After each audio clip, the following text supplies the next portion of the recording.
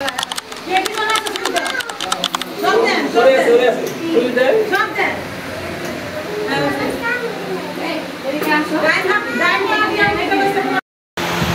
Decoration भाई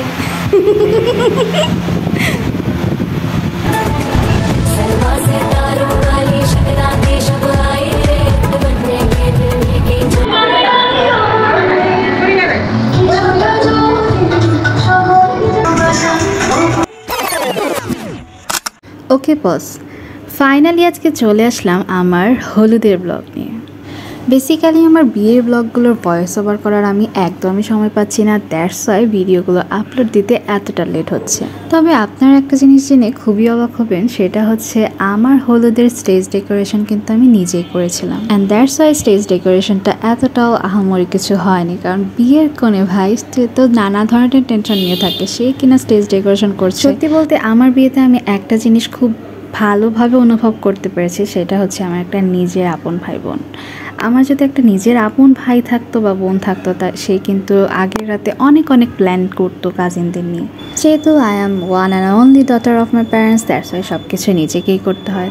তবে হ্যাঁ, আমার হলুদের দিন সকালবেলা কিন্তু আমার ফুফাতো ভাই স্টেজ ডেকোরেশনে অনেক বেশি হেল্প করেছে। সে না থাকলে হয়তো আরও অনেকটা বিপাকে পড়তে হতো। So special thanks to you Rajin. তবে আমি যাকে নিয়ে একটু আশা করেছিলাম, সে আমাকে আসলে পুরোপুরি হতাশ করেছে।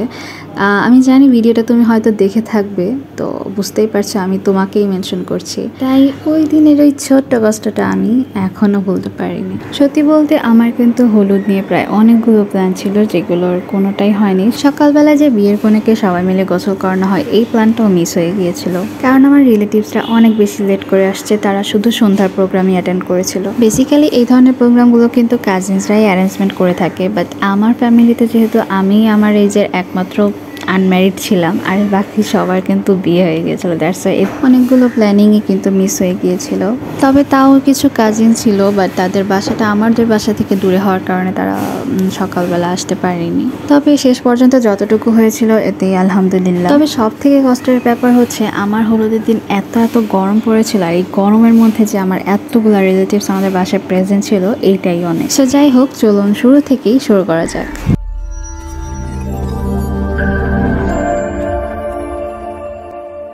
So hey guys, welcome back to another brand new video from Sisti Style with Connected Vibes. ভিডিওর শুরুতেই আমি বলে নিয়েছিলাম যে আমার হলুদের স্টেজ ডেকোরেশন আমি নিজেই করেছিলাম, আর তার জন্য এই হাঁড়িতে কালারটাও আমাকে নিজেই করতে হয়েছিল। আমার মাকে আমি 2টা মাটির হাঁড়ি কিনে নিয়ে আসতে বলেছিলাম আমার স্টেজ ডেকোরেশনের জন্য, আর এই জন্যই মাটির এই হাঁড়িটাকে আমি সুন্দর করে কালার করে নিয়েছিলাম। বাট যেহেতু আমার কাছে খুব একটা তুলি ছিল না, দ্যাটস ওয়াই আমি ডিজাইনটা খুব একটা মনের মতো করতে পারি নাই। আসলে নিজের বিয়েতে নিজের কোনো কিছু এত প্ল্যান করে কখনোই করা সম্ভব হয় না। এই হাড়ির ডিজাইনটাও কিন্তু আমি খুবই সুন্দর করে করতে চেয়েছিলাম, বাট আমার কাছে আসলে তেমন একটা তুলি ছিল না, তাই কটন বার্ডের সাহায্যে খুবই সিম্পল একটা ডিজাইন করেছি, যেটা লাস্টে আমার কাছে মনে হলো খুব একটা ভালো হয়নি, এই জন্য আমি একটা ছবিও তুলিনি। তবে এই হাড়ি কলসিটা কিন্তু এখন আমার শ্বশুর বাড়িতে, দেখুন এটাকে কিভাবে আমরা একটু সাজিয়ে রেখেছি। যেহেতু আমি আর আমার শাশুড়ি মা দুইজনই গাছ অনেক বেশি পছন্দ করি, তাই এটার মধ্যে একটা ছোট গাছের টবই রেখেছি। বাট এটা একটু ছোট হলে ভালোভাবে সেট হতো, বাট এই সাইজের আসলে ছিল না, তো যেটা ছিল সেটা দিয়েই হালকা করে একটা ডেকোরেশন করে ফেলেছি।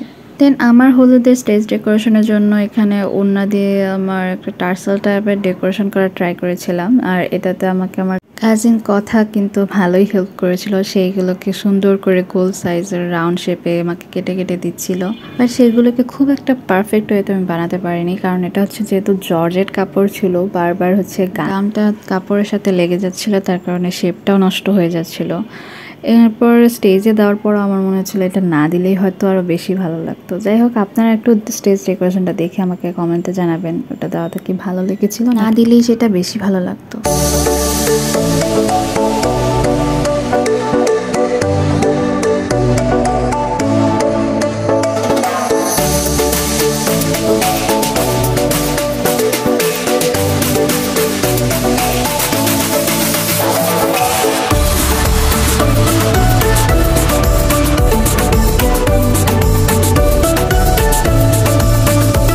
হলুদের আগের রাতে ডেকোরেশনের সব কিছু নিয়ে আমি চলে যাই যেই রুমে আমাদের হলুদ দেওয়া হবে, সেই রুম ডেকোরেশন করার জন্য। আর শুরুতেই আমি পর্দাগুলোকে সেট করে ফেলি, দেন আমি যে আর্টিফিশিয়াল লতা পাতা কিনেছিলাম সেগুলোকেও দিয়ে দিই। তারপর আমার বানানো সেই টার্সেলগুলোকেও সেট করে ফেলি। দেখুন এটাকে আসলে ডেকোরেশনে যে কেমন লাগতেছে, আমার কাছে মনে হচ্ছে খুব একটা ভালো হয়নি সেটা।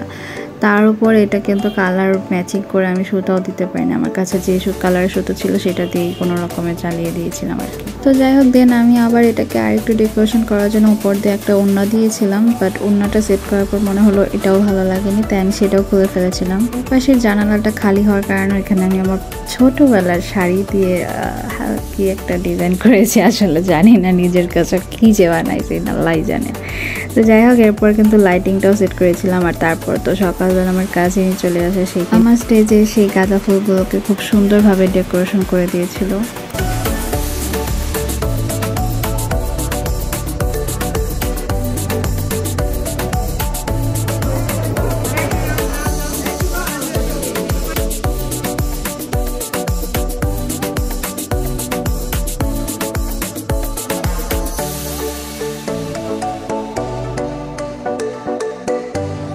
ওইদিকে আমাদের বাসার নিচে কিন্তু রান্না বান্না শুরু হয়ে গিয়েছিল। ওই দেখুন আমার বাবা কি কষ্টটাই না করছে, আর আমার ওই কাজিন জাস্ট ওই দিন এই কাজটাই করেছিল, আর কিছুতে তাকে কিন্তু পাওয়াও যায়নি। দেন দেখতে দেখতে আমাদের বিরিয়ানি রান্না কিন্তু রেডি হয়ে গিয়েছিল, বাট ওইদিকে ভাই আমার রেডি হইতে দুনিয়ার টাইম লেগেছে। আর একদিকে কি যে গরম পড়েছিল সেদিন, এই দিক দিয়ে মেকআপ দিই, ওদিক দিয়ে ঘেমে ঘেমে সব মেকআপ উঠে যায়। যেহেতু আমি আমার মেকআপটা সেদিন নিজেই করেছিলাম, তাই মেকআপ সেট করতে আমার কিন্তু অনেক প্যারা খেতে হয়েছে।